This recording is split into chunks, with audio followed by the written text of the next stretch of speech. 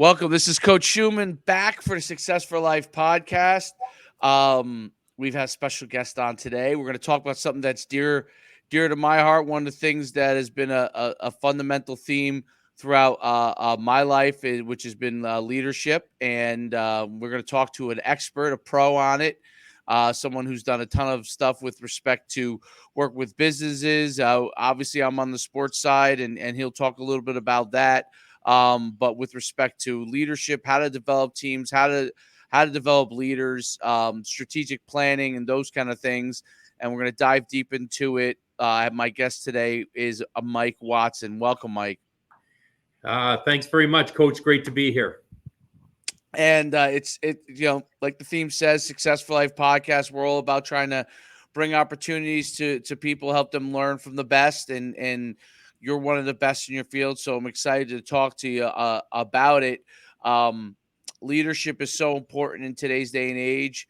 It's always been important. Let me take a step back. It's always been important. It's always been the most probably important thing that that can be done successfully and well because the impact it has on so many people.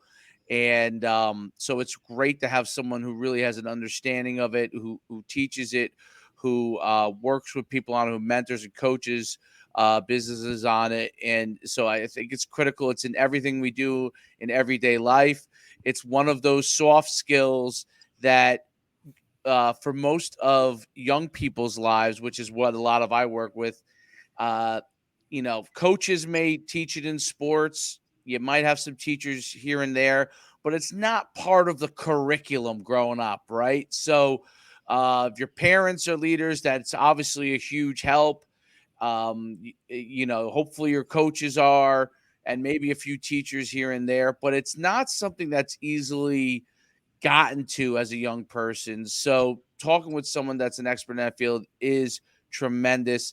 Mike, tell me a little bit about your background first before we dive into all that stuff. Tell me a little bit of your background. You're across the pond, I believe, right? So tell us a little bit about your background, where you come from, what you did in your life, and so everyone can hear about it. Yeah, well, we're up north from you, Coach, and in British Columbia, Canada, raised in a small town, a little town called Trail, BC, that was known as the home of champions because of a lot of the great sporting people that came out of Trail. And so grew up in this environment where team sports and those activities are really what drove us. Went on to university and became a banker for a number of years. I had the misfortune of being kind of good at it, so I had the handcuffs on for a while, but finally escaped about 12 years into my career to form my consultancy, which is all about supporting organizations both in the sports world and in the business world to create and execute strategy. But what we found as we helped them create their strategy is that you've heard that vision is easy, strategy a little tougher, execution differentiates the winners from the losers. What we found is that the execution gap was in leadership.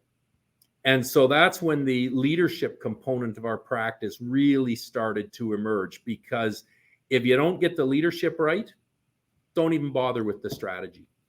Right. And that's the key. I mean, you could have the greatest strategy in the world, but if you have the people executing it don't either have the ability, the understanding, or the skill set, it really just it not only does it fall on deaf ears, but they don't have the ability to execute it. And so leadership is one of these things that's such a broad word, right? And it's like, that guy's a leader and this guy's a leader, and what there are different types of leaders. People, at least in the United States, we understand that George Washington was obviously a leader, and Abraham Lincoln is kind of generally thought upon as being a very good leader. In modern era, let's take sports, for example. Michael Jordan is thought of as being a good leader. And then from a coaching standpoint, a guy named Bill Belichick or Nick Saban, and those guys are generally thought of as being not just good leaders, but exceptional leaders.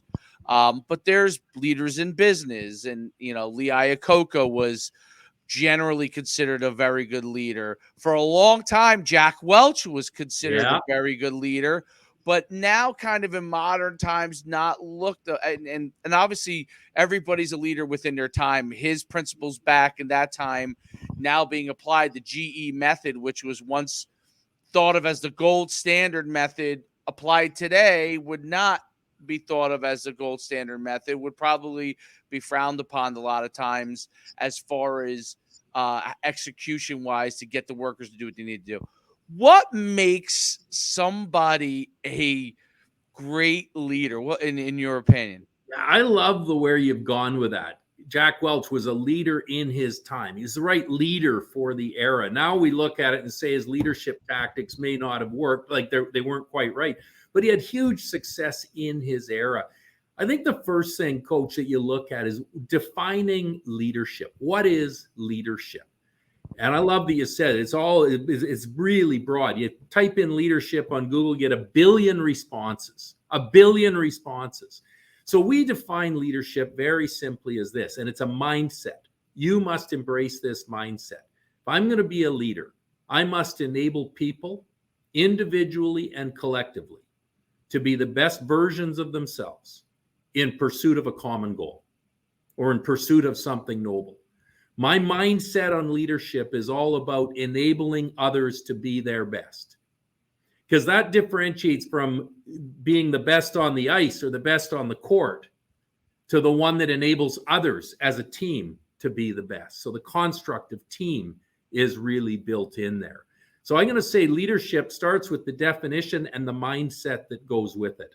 Absolutely critical that it's selfless about the other people, enabling them to be their best. And then as times change, like we live in the most turbulent times in human history. So let's not think one style is going to work for the next 10 years because we're moving so quickly. Social change is just so rampant. Right now, we refer to society as awakening. And I don't have to take the bullshit anymore. I don't have to Right. be told and just, you look at coaching. In the old days, the coach told you what to do. You did it. You showed up on time. You worked your ass off. And now you get these more humanistic coaches that are actually connecting more on a purpose level because society has changed. So they've had to adapt. And what we see a lot of leaders is they're caught in the old. This is how it used to be. Oh, kids nowadays. So I say, they say, oh, kids nowadays, they got to change. They don't want to do what we tell them to do. Well, I say, well, who's the leader? Who's got to change? Who's got to change? Who do you need to lead? What do they need to be their best? So it's all in that mindset. I think there's two key things you hit on that are huge components for me. And to me, I hear first is adaptability. Okay. So there is no such thing. And I believe even back then, the best coaches, we're talking, sports is always an easy one because you could see wins and losses, right? That's why sports is kind of an easier thing. And especially at the highest level. But adaptability is a key component for a leader. And you hit on that, which in the old days, people said, you do this, this, and this, and you'll get the result you want. That's process. Process is a key part of it, right? But process without adaptability is not going to get to the thing that you said, which is getting the very best out of people. You can only whatever someone's best is all you're going to be able to get, right? So your job as a leader, is to figure out, in my opinion, what do they do well, how do they do these things well, and what is their capability, right? What is their capability, and then how can you get them there, right? So when you talk about how can you get them there, because they may not know that each person might require a different method. So my question is, because I think those key and I'm pretty sure you agree just from hearing what you're saying. Um, how do you find out what someone's capability is so you can then lead them, right? What do you and I guess the other how do they want to be led, right? So their capability and figuring out how do they want to be led, because they may say they want to be led a certain way, but once you get to know them, you start a really good leader will figure out this is how they really want to be led, right? So I'll let you run from there. Yeah, well, how can you tell? Like in business, you hire an industrial psychologist and they give you a profile, an assessment. What's their IQ? What's their ability to manage conflict? What drives them? What motivates them? So, I mean, you can pay to have that done. In Right, sports, right, you have the combines. So you're right. getting a sense of the intrinsic ability, but it's then what can you draw them to? And it's about constantly pulling people outside of their comfort zone to allow them to be the best version of themselves. So this is where I come in. You know, I'm a business leader, super smart, but I don't have a lot of experiential skill. So the leader's job is to stretch them 5%, 5%, 5% continually to see what the upper bounds are. You know, and then there's also the thing of stress testing. So you create environments for these people that push them to the extreme.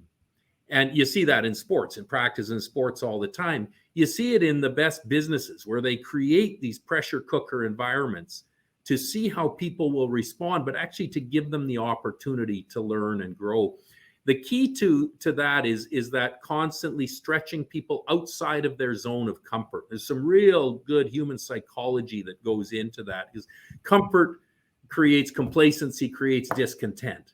So you're constantly stretching them to find out where their top end is a really, really big part of identifying where the talent can go. And then how do you get the best out of them? I like that you've recognized not everyone is built the same. You got the introvert and the extrovert, to keep it very simplistic.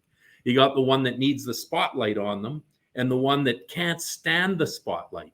I'll tell you a story. You're from Jersey, Lou Lamoriello, when he Oh, was yeah. coaching the Devils. So my really good buddy, Jordan Tutu, had his career just rejuvenated by Lou Lamoriello. And he'll tell the story of how Lou would manage, because Lou knew that with the younger generation, you couldn't come in and fire and brimstone, but he needed to get a message out to them.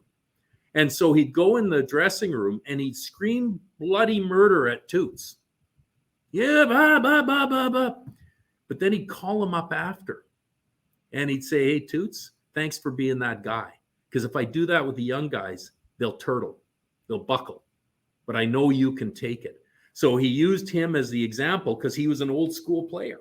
Right. And he could take it. So, but then the message goes through Jordan to the other guys. The other guys are going to get a little more handheld. But Lou's genius, eh? And you know, so that's a brilliant thing that you just talked about, and you said it so casual, which is what I really like. Is that's how I know you really understand it. There are still those people that the fire and brimstone works with, right? And it's however they were raised, you know, or whatever their own personality. Sometimes how they're raised, sometimes their own personality, right? And there are those guys that you want to get on, and whatever that is in them, it just gets them to go to a different level. And then there are some guys, if you want to get them to go to the next level, like you have to put your arm around them. But I think what you talked about when he called them up after, to me, is the most important thing, right? They don't care how much you know until they know how much you care. So whatever someone's personality is that gets the most, you know, whether it's yelling at them, whether it's putting your arm around them, in the end, they have to know that you genuinely care about them. That's where they're calling up after is such a big thing, right? I'm riding you because I know you can get there, but I'm going to call you up after when it's nice and quiet so you can understand that, listen, I think this is what we need from you. And Coach, I'm doing it because I love you. you are spot on. And actually, so we did a lot of work with John Herdman, coach of the men's national team. He used to coach the women's team that won gold at the Olympics in soccer. And before he started coaching at that international level, he interviewed a bunch of former Olympians to say, what did you get from your coach? What three things did you get? And he narrowed it down to three things. They believed in me. They supported me. They loved me. Like, imagine that as a leader, your job is to love people. So I'm going to circle back when in our book, we talk about trust is the most important element in leadership. The mindset is my job is to enable you to be the best version of yourself. In order to do that, I got to build trust. And the single biggest driver of trust is I care about you. Doesn't matter the message I'm delivering to you, because you know I care about you as a person. So as a leader, my job is to care. I got to look at you and care about your future, care about your family. And that's so easy to forget. I was a leader, coach, and I didn't understand that part. And I was a smart guy. I go out and I write the strategy, and I bring it to life. The board of directors actually applauds this strategy that I create. So imagine my 37-year-old ego, like I'm strutting around like King Tut. And then I go to implement, and it's tanking on every conceivable measurable. It is tanking. So I sit down with a colleague. I had one that I really trusted in the environment. I said to her, I said, what's going on? Like, why don't they get it? Why aren't they embracing this? Like, it just makes so much sense. She says, you know. I said, I don't know. Tell me. She said, they can't stand you because you don't trust them and you don't care about them. That's the image. That's what you convey. And it was the toughest message I'd ever heard. Honest to God, the toughest message, because I love people.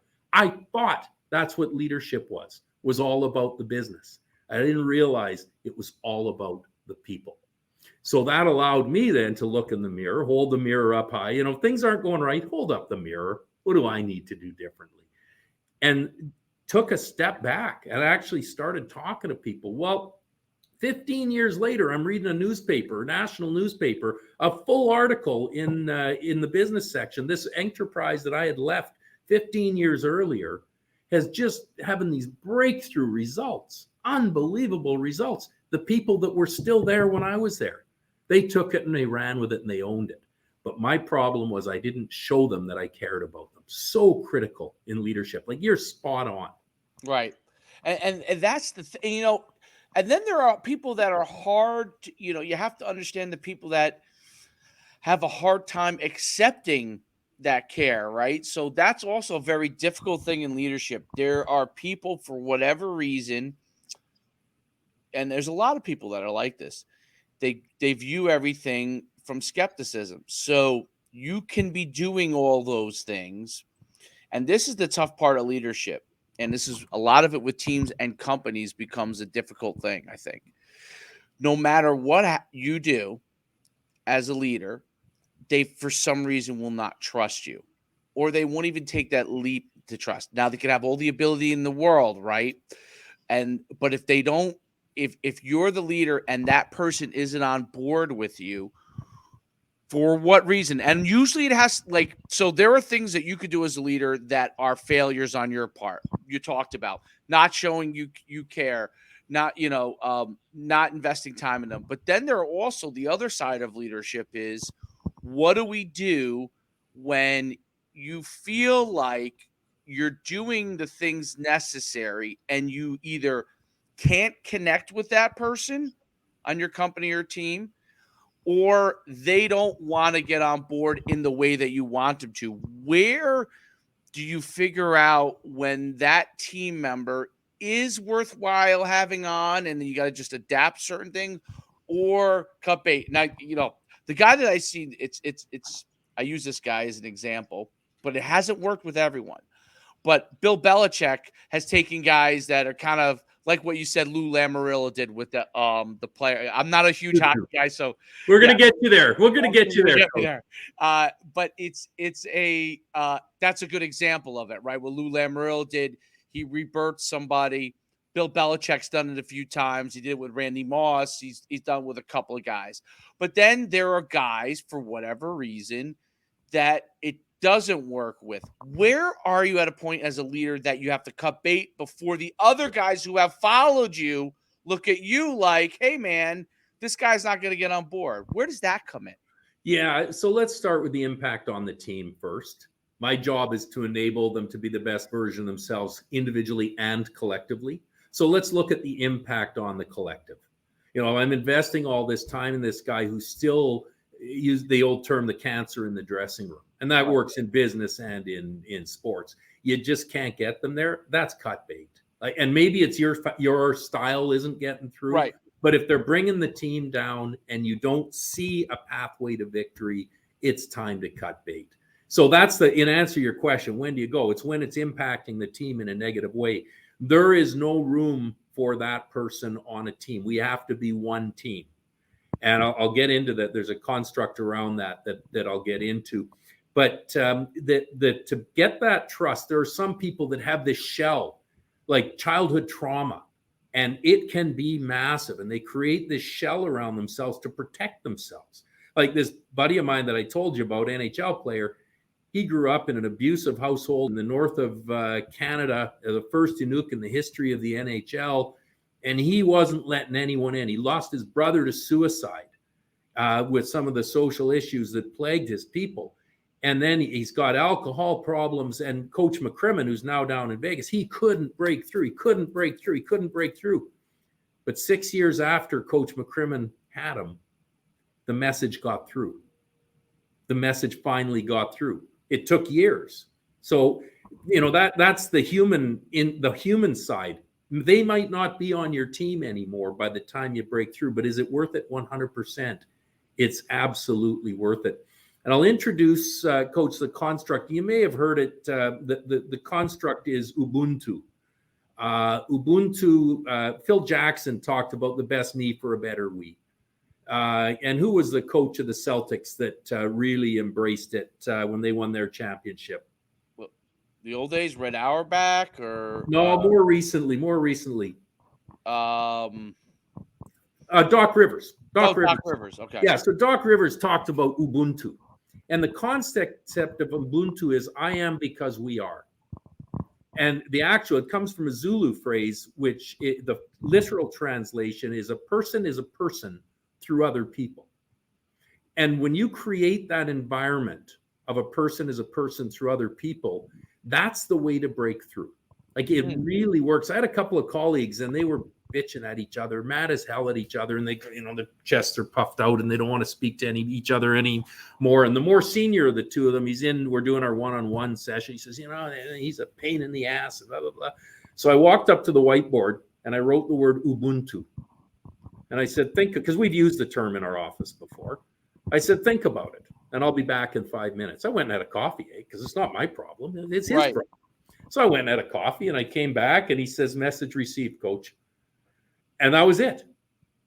Because your job as a leader is to help everyone be the best version of themselves. And this ego trip that you're on right now isn't helping us. And so then you come back to the team. If somebody can't live by Ubuntu, then they don't fit on the team. But we want to give them every chance, because if they're at their best, the team will succeed. We watch players who have the rejuvenation of their careers, and it's, have they really changed? Have they really changed? Because that's easier said than done. Right.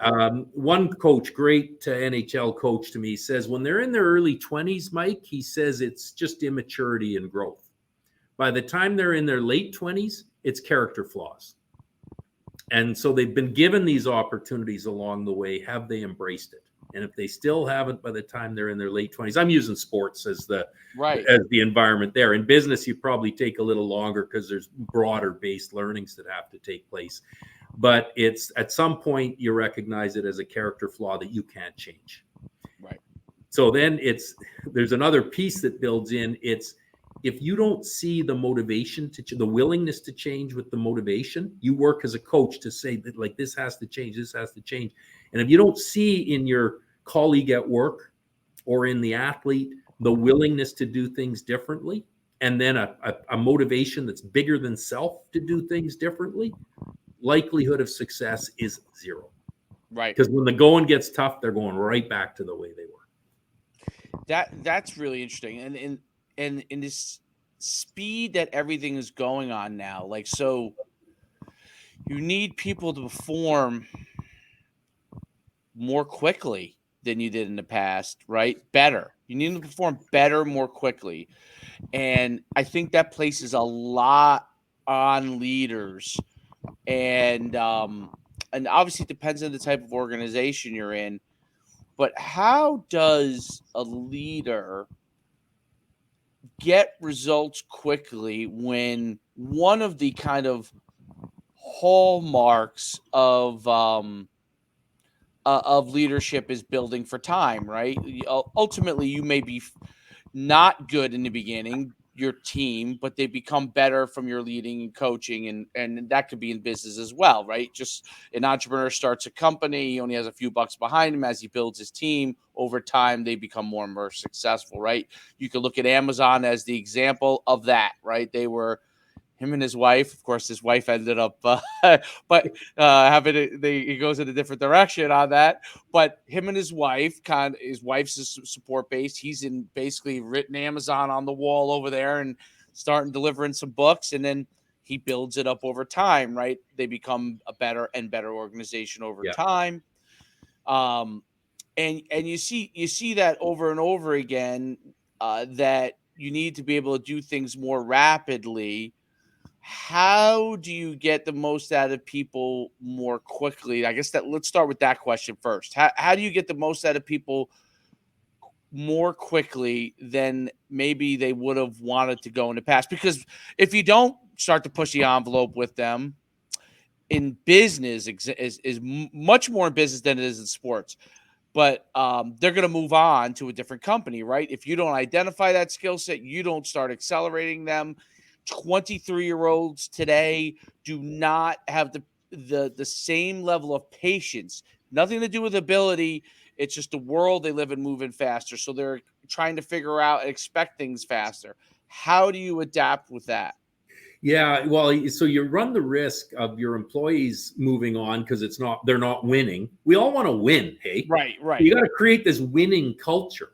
We want to win, so let's define what winning is. And let's remember, there's also the investors. If you're not making money, I got some patience. I'll put this money in, but at some point, I have every expectation of a return, and no one should have a problem with that I expect a return.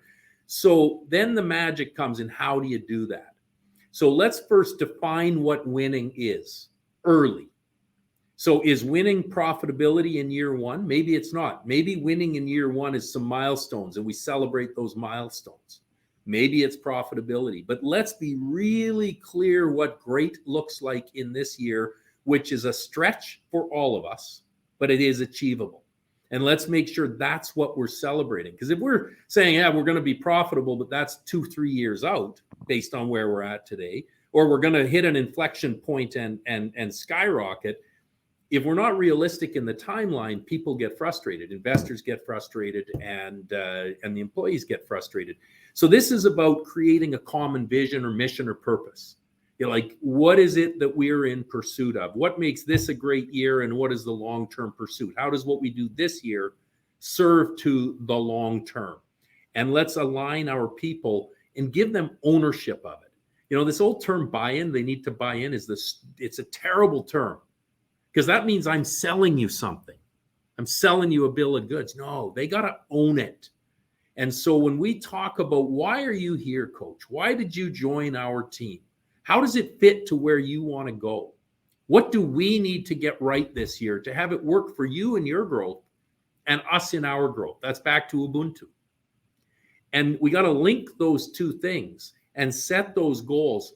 And then we work our asses off to get there.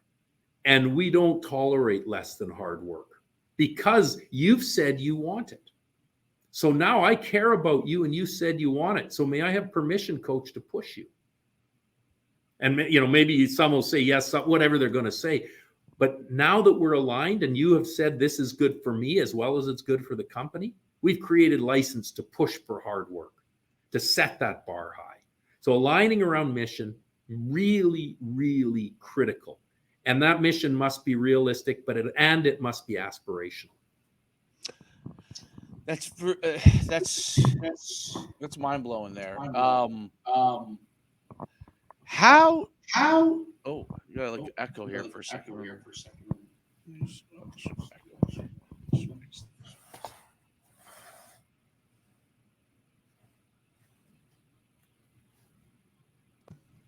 Can you hear me good? Yeah, loud and clear. Okay. I don't know why I have an echo. Do you have an echo on your end? I do not.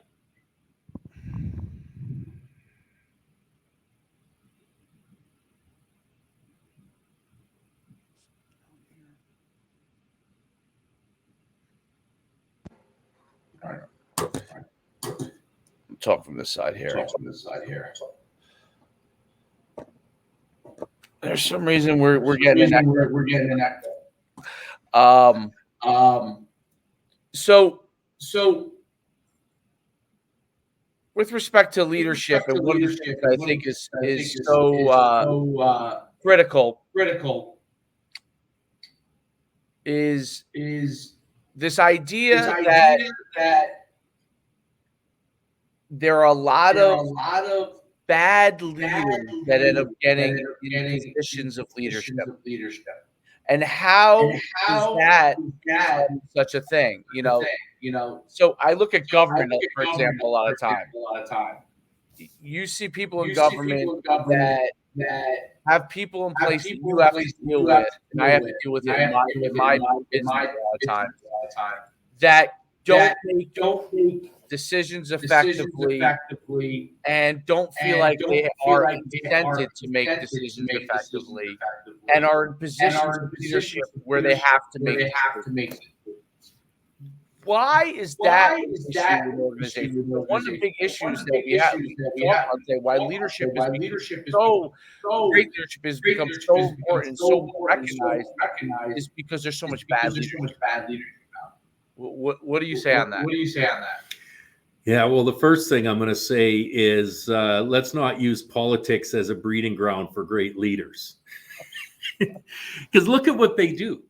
They are in pursuit of power and popularity.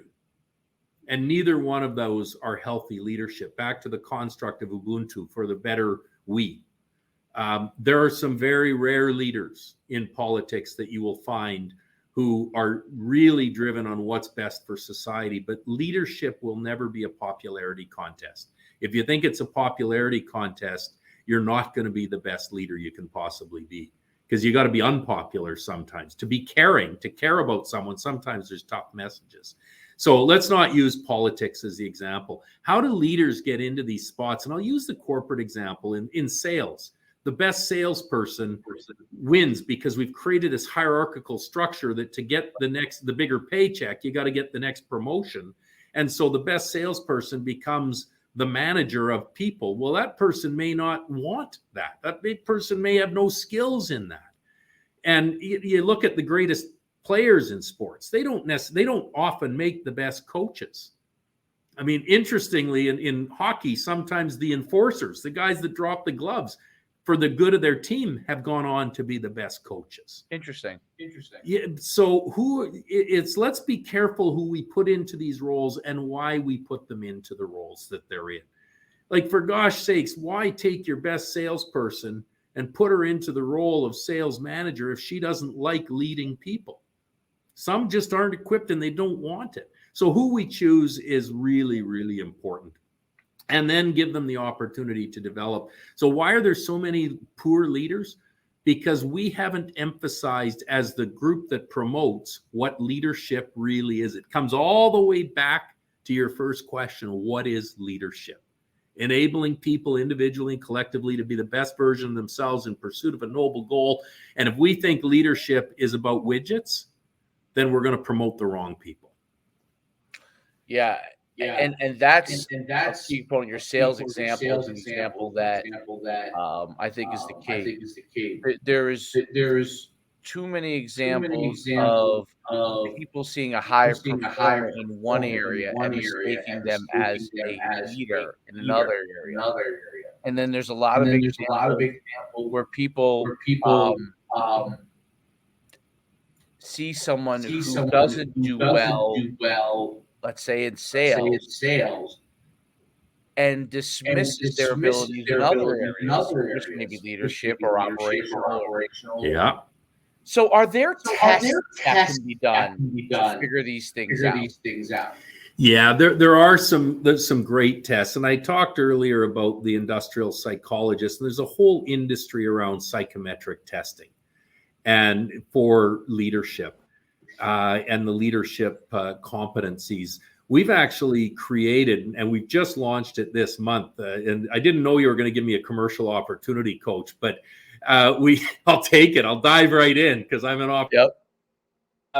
we've created an assessment tool. We had a bunch of team of industrial psychologists that looked at what we call out as the attributes or habits. We use habits because they're repeated, of great leaders.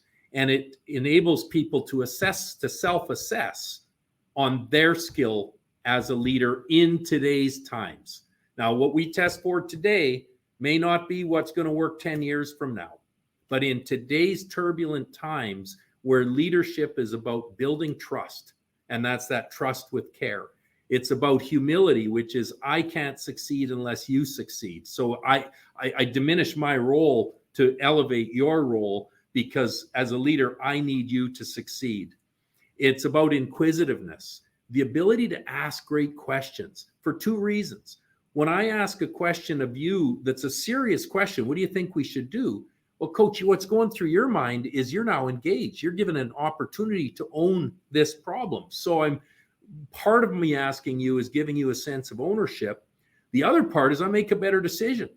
I may disagree with you, but I've got another data point from which to draw from. So inquisitiveness is a critical issue for leadership. And then there's the governing, the how I govern myself.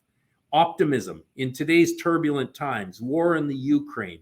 We've got the health crisis going on. We've got interest rates going up. We have to have this optimism that if we work hard and do the right things and put in the work, great results will come. The next attribute is discipline. Discipline is self-discipline. I sleep well at night, like I go to bed early, I get up early, I eat well, I don't drink too much, I get my exercise. It's absolutely critical. To be the best version of yourself as a leader, you need to be self-disciplined. And then the last one is courage, the courage to say what needs to be said. So there are tools of that nature. They're countless. Just Google leadership assessments and they will come up. But if you really want to go deep, you go to a team of industrial psychologists, and there's one in every city. And you say, I'd like to get a leadership assessment done. We don't hire anyone without putting them through a leadership assessment. Companies, great success stories that you look at. That's a standard part of their promotion practices. Yeah, leadership assessment is not something that I think a lot of companies do on a regular basis, and it's a huge mistake. They'll do psychological assessments. They'll do I don't know, the Briggs-Meyer assessment. What do you want to do with your life? On the Briggs-Meyer assessment, I don't know, when I was what I wanted to do as a youngster completely changed, and I think those things are failures to be able to understand what people can and can't do. And I think the biggest mistake, and then I'll let you talk about it, and I'm muting you when you're not talking, just because for some reason I'm getting feedback. I don't know why that is, but when people interview, I think interviewing, the way it's done in most places, not all, there are places I'm sure that do great interviews, but you interview with one person, I'll bring in then a committee of 3 or 4 people who probably half of them aren't good leaders anyway, and they're going to interview you. And then we're going to make an assessment on who you can hire basically off of whatever your load of BS that you're filling me up with, so I can give you my load of BS of what our company's about, and nobody's getting any real answers. Then they're working, and then 30 days later, they're like, oh, he's not who I thought that person was in the interview. Well, that's not much of a process, and I see it over and over again, and then they wonder why there's so many failures. Tell me a little bit more about that. Oh, the process of hiring. Let's get into these panel interviews. I hate them because what you're setting someone up for is a popularity contest. How am I going to have them like me? That's not a test of your skill and ability. That's a popularity contest. How do you really assess someone's ability? What have you done in the past? Tell me about the results of your teammates. So you ask somebody in an interview, I don't need a panel. I just want to sit down with you and say, that last team that you were on, tell me about the results of your teammates. Watching how you respond to that is going to tell me all about you as a leader. Because were you selfish? Well, they all worked hard and I got these results. Or are you able to tell the story of how you worked with them to enable them to get better results, even though we were all at the same level? And so the star performer, the absolute star, may not have been the one helping others. And that comes out if you ask the right questions. But don't set it up as a popularity contest. Set it up for real dialogue to get below the surface. Tell me where you grew up. I start every interview by asking them to give me a retrospective because I'm curious. I want to learn about you. Tell me about where you grew up. Tell me about your family. Tell me about what it was like being a kid in Arkansas. Tell me what you love to do. What did you love about your last job? What would they say about you? Like, get real with people and then recognize that we are heavily influenced with unconscious bias as individuals, massively influenced by unconscious bias. So then take what you've learned and use it as a hypothesis. I think Coach Schuman is going to be a great guy. But then do the next piece, which is some sort of a profile. Don't use Myers-Briggs. It's the most statistically insignificant tool that exists. Okay, the psychologist will tell you, oh my God, don't use Myers-Briggs. Coupled with others, it can be great. I hope that's not slander. I don't want to get in trouble. It's not one that I'd be a fan of.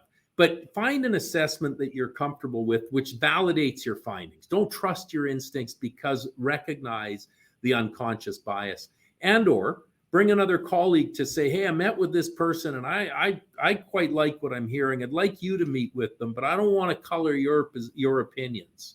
You know what we're after. Could you meet with Coach Schuman and tell me what you think? But you're doing it with real purpose. You're not putting you in a room to sit across a panel to win a popularity contest. Amazing points there. And there's a couple things I want to break down on, and I know I've taken a lot of your time, but I appreciate it. I've been on things, and as a person who's been a football coach for 20 years, I've seen all these interviews, and especially, obviously, these are organizations, schools. Some have good leaders, some don't. Um, Obviously, I've run my own company, so I've had failures and successes of my own. I've learned from my own interviewing of other people where I've gone wrong, what I've done well, what my own flaws were on those things. And here's what I find is so interesting.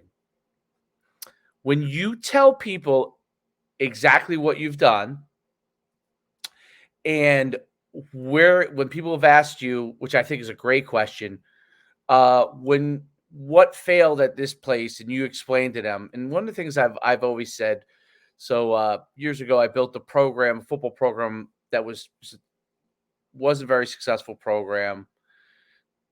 My opinion was it was poor leadership at the top that got it to that point. There was one very good leader in the middle there who ended up hiring me, and we ended up having a lot of success because him and one other person acted as a shield for a long time. But in the end, I always said, the overall organizational leadership ended up, even though we've been to the state championships and all these things, their desire to have our group succeed long term was never there, in my opinion. And ultimately, which led to my departure.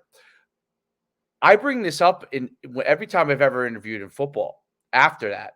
And I bring up and I say, well, the thing that I want to know is, when we become very successful, is the school ready for a highly successful football program, with now that being the number one program in the school? And they are shocked when you answer it that way. But I've definitely lost jobs because of it, because I realize when I don't get that job, and if I was the best candidate, in that case, sometimes there are better candidates than you, and that's what it is. But when you're probably the best candidate, I know right away that it's because when they assess themselves, they're not ready for what that brings. Okay. And what does it bring? Football in America is a really popular sport, and everything that comes around that, there is a lot more management that ends up in their mind having to happen when you become wildly successful, because the football coach asks for more things. The families, there's a lot of money that comes into the program because you get more support, so on and so on and so forth, which ultimately means they have to manage things that go outside of the school responsibilities, which is why I've always said that the European model, and maybe Canada's similar, I'm not sure, but the European model of like where school is school and then club is club is kind of always been an interesting thing to me, because schools have sports in America, and there becomes, and either we're committed to success in sports or we're not, right? Whether they say it or they're not, it really is, we're committed or we're not to it. We're a academic school and we don't care about sports, or sports is a large part of who we are academically. And it's because of the management and leadership part that goes into it at the, what you guys probably would call, I don't know, secondary. I don't high school is like the secondary level. What do you think about that? I think it's an interesting thing, and I'm curious your thoughts on that. Okay, the first thing I want to say is integrating sports in school is critically important, and we don't do nearly enough of it in Canada. And I envy the way you do that in the U.S., where high school kids are going convening in the stadium to watch the school football team play on a Friday night. That creates a sense of community. It gives them something to aspire to, something to rally behind, and it enables kids to be the best version of themselves. And I'd use the same argument for theater and for the arts. Okay, it's not unique to sports, because if we recognize education as being the place where we are grooming adults, grooming children to become adults, the best versions of themselves, then that's not just reading, writing, and arithmetic. Okay, it's life. And you learn so many lessons from sports. And I was one of the lucky ones. I did sports and music growing up. I learned a huge amount playing in the band, singing in the choir, playing on the hockey team, playing on the soccer team. That is the tapestry that allowed me to be where I am today. So first thing I want to call out is what you're doing with sports in schools. Gosh, I hope your nation holds on to that. That's awesome to hear. That's awesome to hear. Second piece is now you get into, are we ready to succeed? Okay. So we put this thing out there and there's this conservatism, but dare to dream. And then what? What happens when we're on top?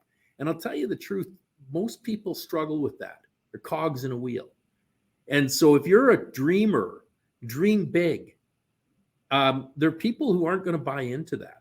So you know what the truth is? It's not a good fit for you because you're a dreamer. So just accept the interview process. You didn't land there. Be thankful. Thank God for unanswered prayers. Garth Brooks, this is so important. They're not ready to be successful at that highest level.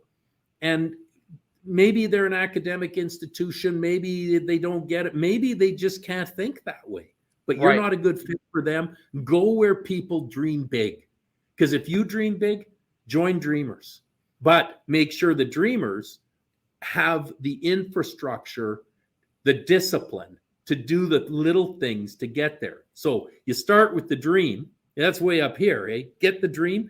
Then let's go right back to what do we need to do tomorrow, today, in this minute, in order to achieve the dream. And that's the discipline, tactical approach. I was chatting with a former pro athlete the other day, and he talked about habits with discipline. He says, how do you get great habits with discipline? That's not answering your question, but it's that you get habits with discipline enables greatness, and then be ready for it. Prepare for it. So we're getting better and better. We're soon going to be great. And that's going to have different demands on us. So our strategy is going to have to shift as we get to this next level. But if you can't be surrounded by people who dream, get the hell out. That is so.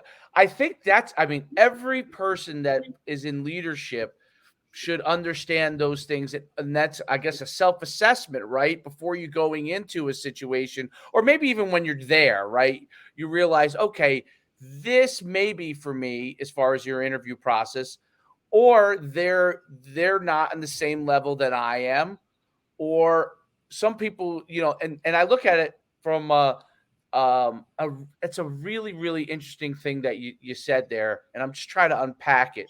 Um, when you go into an organization, you're at different stages in your career, right?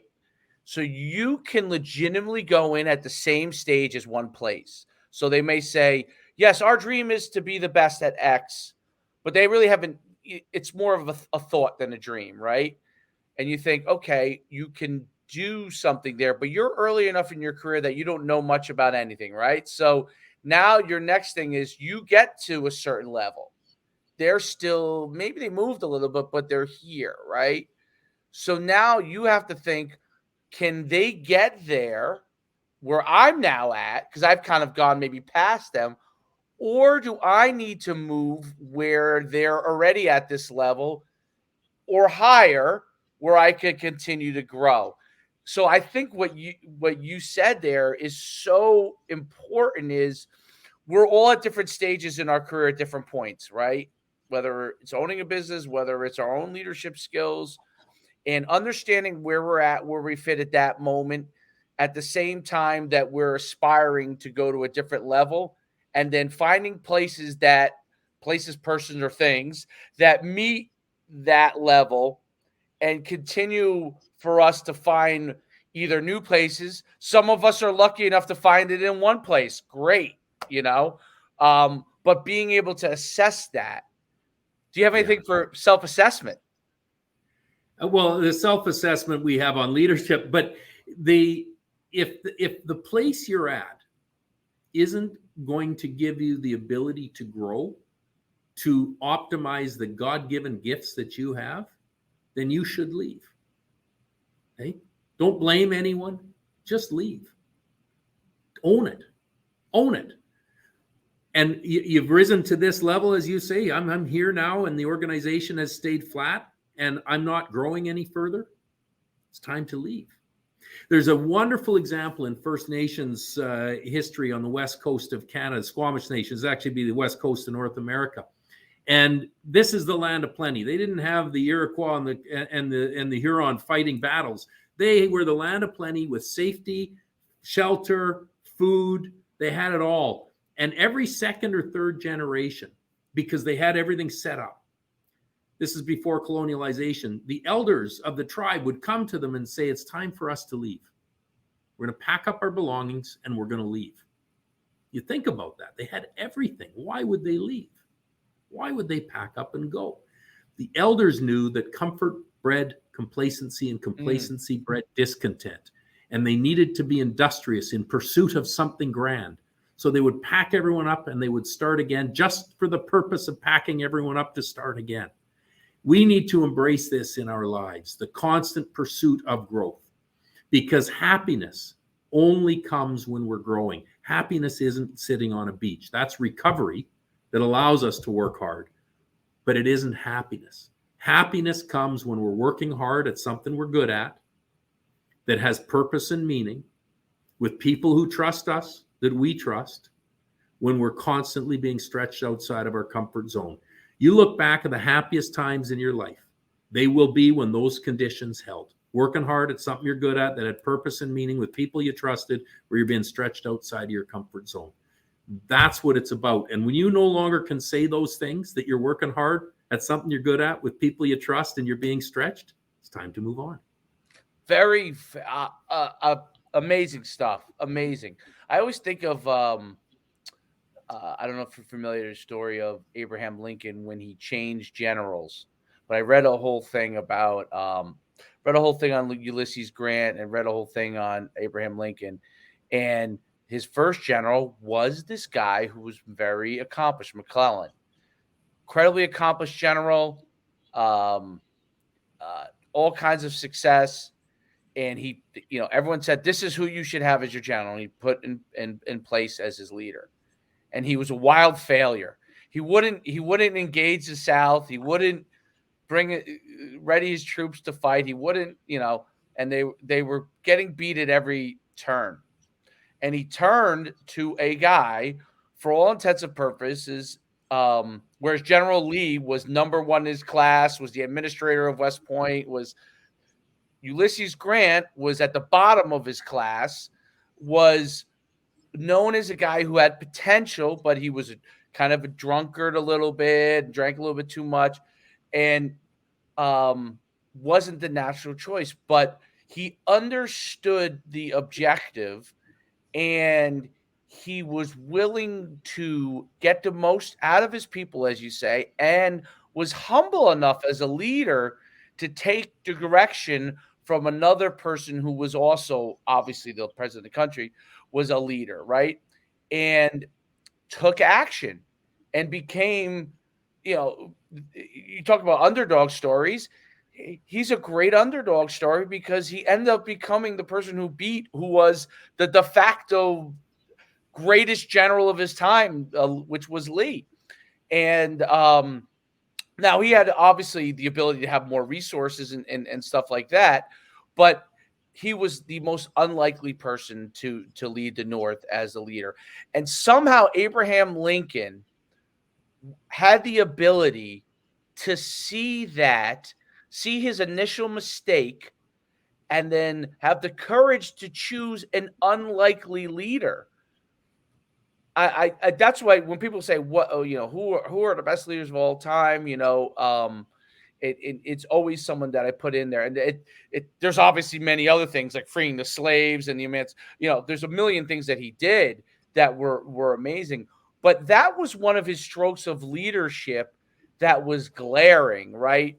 The willingness to listen to Ulysses Grant, the willingness to listen to a former slave and Frederick Douglass, the willingness to have a group of people in his cabinet that were not even of his political party in a lot of cases and had differing views, and to be able to get the most out of those people. It's mind blowing. And I think that that's an example, as you said, as someone whose expectations for what things could be were at such a level that everybody around him raised their level to get to that point. I don't know what your thoughts are. You got to let me jump in. You Yeah. have opened Pandora's box with that one. I got three constructs that I want to raise with you. The first is societal's pursuit of perfection today. I think it's a real challenge in our society today. The second is leadership through failure. And the third is a life lesson that I was taught along the way. You talk about the Ulysses Grant versus I think Lee was the other general, and one had the resume and one didn't. We're more and more resume focused now.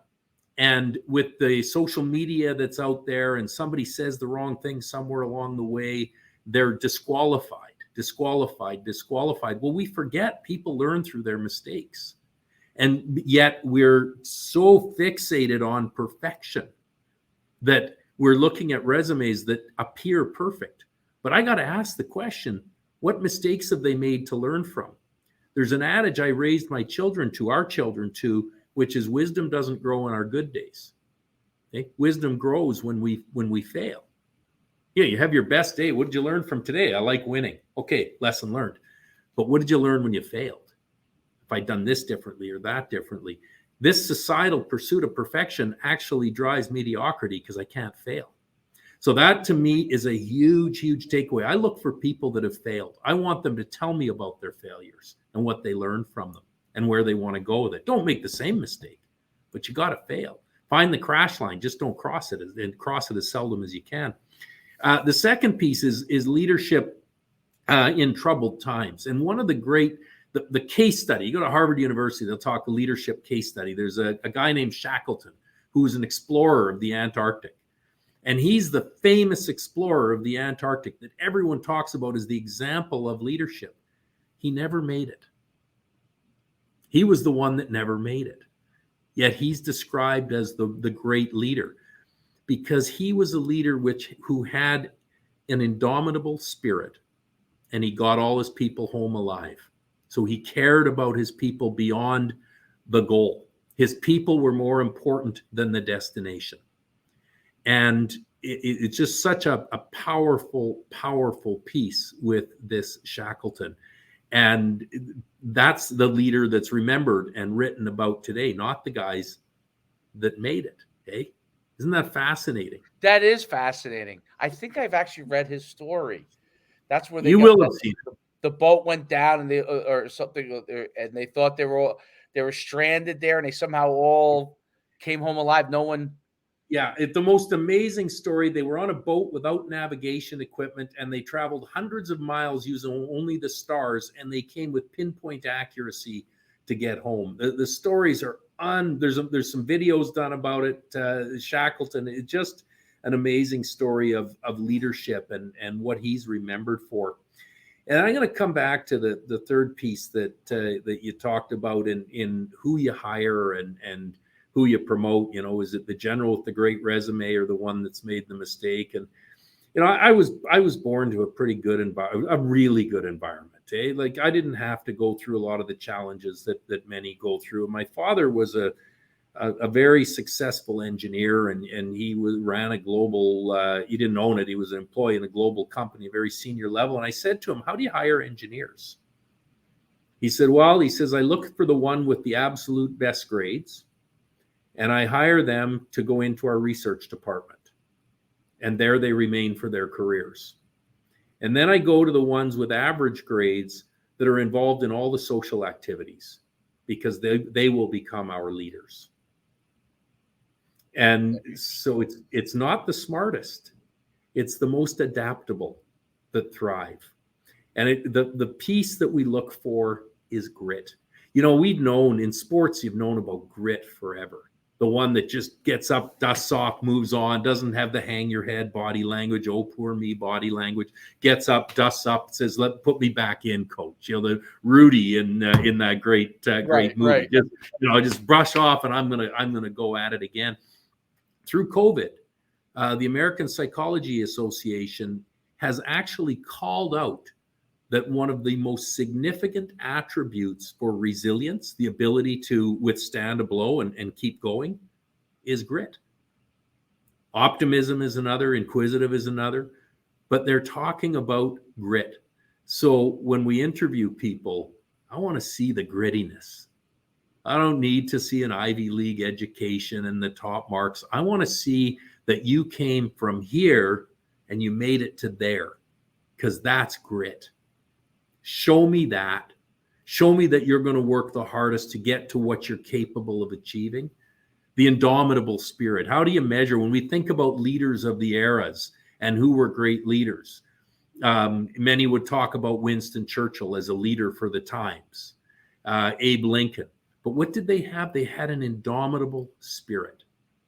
They would not give up. Churchill's famous speech, never give up. Never give up. That was a convocation address he did at a university. He said 6 words and he sat down, and the standing ovation lasted 15 minutes. But that's the grit. Amazing. And I'll tell you, when we look for grit as leaders, we show grit. We don't give up. We set great goals, and we work with our teams to give them ownership of the goals. And then we take the blows and we own our mistakes. Yeah, I screwed that one up. Oh man, that sucked. And then we move on. Man, now you're talking about real leadership. Yes, that's fantastic. I mean, I've learned so much on this podcast today about not just about leadership, but what it takes, and not just the skill sets, but the personality of it, and the ability to get people to do their best. It's one of the things I've always said. Like my son, who's going to be 7, and he plays all these sports. He's a very good athlete, and he's luckily he's got good genetics in him from that standpoint, and he does well at things. And his first reaction, and these things I believe a lot of it can be taught. You have to have certain innate skills. Everybody has certain genetic, but a lot of it can be taught. And his first thing is always, did I win? Did I not win? And I always say, did you give your best? Did you give your best? Yes, I did. I said, that's the most important thing. You're going to, If you're running track, eventually you're going to run into somebody faster. If you're playing football, you could be the greatest football player for the longest time. Eventually, you're going to run to possibly somebody better. But the key is, did you give your best? If you gave your best, everyone around you and yourself, for yourself, you will know that you have the ability to give the best that you can. And then that you can take in everything you're doing, right? And that's where sports obviously is a it is not life, but it's a metaphor for life, right? The things you Absolutely. learn are metaphors for life. So the metaphor is, did you give your best? Well, when you go in an office and you're working every day, what is your best is not as clearly defined as it is in a race. Now if you're a salesperson, it is, but if you're there and you're given like 10 tasks and you complete those tasks, you have to really think about what you're doing to be your best. So it is a metaphor because what you talked about is what continuously pushing the envelope a little bit beyond your comfort level gives you the opportunity to keep doing your best. And ultimately, that's what we can do is what our best is, and it's our job to figure out what that is, right? And great leaders help us figure that out so we can then hopefully get as close to that as possible. When you say to your kid, did you do your best? And there's a feeling when they say to you, yes, I gave my best. At that moment, they realize, oh, that's what it's about. Now they forget very quickly at 6 years old because you got to remind them. But ultimately, if you remind them enough as they go through failures, okay, they'll realize I didn't give my best in this situation. Why didn't you give your best? What is the reason you decided not to give your best? You didn't like what you were doing? Okay, let's figure out what that is. You'd like to be doing this. Okay, let's figure out if that's viable, right? But when you have moments of recognizing when you did your best, you then can assess it. And then that's what the leader's job is, to help you find that within you. And you know what you just did? You talked about having your 7-year-old own it at 7. Okay. It's, did you do your best? But you actually said, what is your best? Define your best.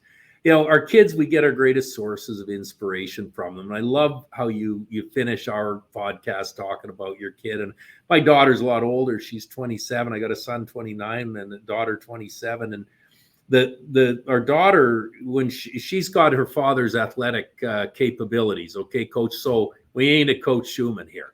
Okay. Like I was tenacious, but I wasn't gifted with a lot of athleticism, nor was my daughter. But she had tenaciousness, and she was in grade 10. I think that's a junior with 2 more years. Sophomore, yeah. Sophomore. But she got 2 more years of high school left. So now she plays basketball, and she played on the sophomore team, but she wanted to go to the next year. But now you're on the senior team, playing basketball. So she didn't want to go because she didn't want to face the failure of not making the team, because she was the first off the bench, but on the bench in the junior team. So, I won't make the team. I won't make the team. And I said to her, I said, well, honey, I said, I get it if you don't want to go, but wouldn't you want to give it a try and see? Because you love the game. Is it worth giving it your best shot to see if you could make the team? And then always know that you gave it your best shot, even if you didn't. I didn't know if she'd do it or not. She didn't talk much about it, but she decided to. She worked her ass off. She worked and worked and worked and worked and practiced and practiced. And it was about physical fitness. It was never going to be about athletic ability, because she had mine. So that she was not going to be a star. But she made the team. And in her junior year, that's the second to last year, I think, she won an award at the school for the most inspirational athlete, because she made it without the skill and ability. So now fast forward, she's in university. And she's academically inclined, gets put into this case study competition. And her team that does this accounting, it doesn't sound very exciting to me. Hey, I'm not an accountant, but they do this case study competition. And she says they make it to the international finals. 17 college universities represented from around the world, and they go to these finals. She does the case study. She calls me right after. She said, we nailed it. She doesn't know the result yet, but she just knew she nailed it. And what am I going to say? Oh, yeah, who? I said, oh, good. I'm not going to doubt her. So I said, well, what do you attribute that to? What do you attribute that to? Why do you believe you nailed it? And she said to me, it was preparation, repetition, and listening. Oh, that sounds quite profound from a 21-year-old. Right. I said, well, what do you mean? She said, well, the repetition is in the stress of the moment. We had to do it over and over and over and over and over again, because when the bright lights were on, we needed to make it routine. It had to be habit. The willingness to learn, she said, I had to recognize my coach, that the professor knew more than I did, even though I didn't think much of him at the time.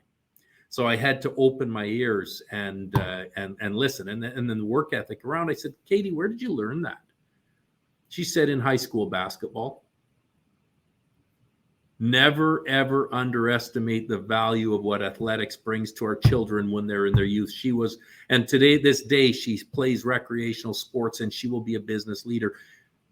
When did you learn it? From basketball in my sophomore year. That's why we do this stuff, Coach. That's why we do it. That's a fantastic story. I definitely want to end on that. That's so good. That is such a great story to hear. Can you tell everybody where they can find you, your book, about your book as well, and how they could reach out to you? Yeah, for sure. Thank you. Ignitemanagement.ca. Ignite Management, IGNITE management.ca. And our book is called Rise Up, Leadership Habits for Turbulent Times.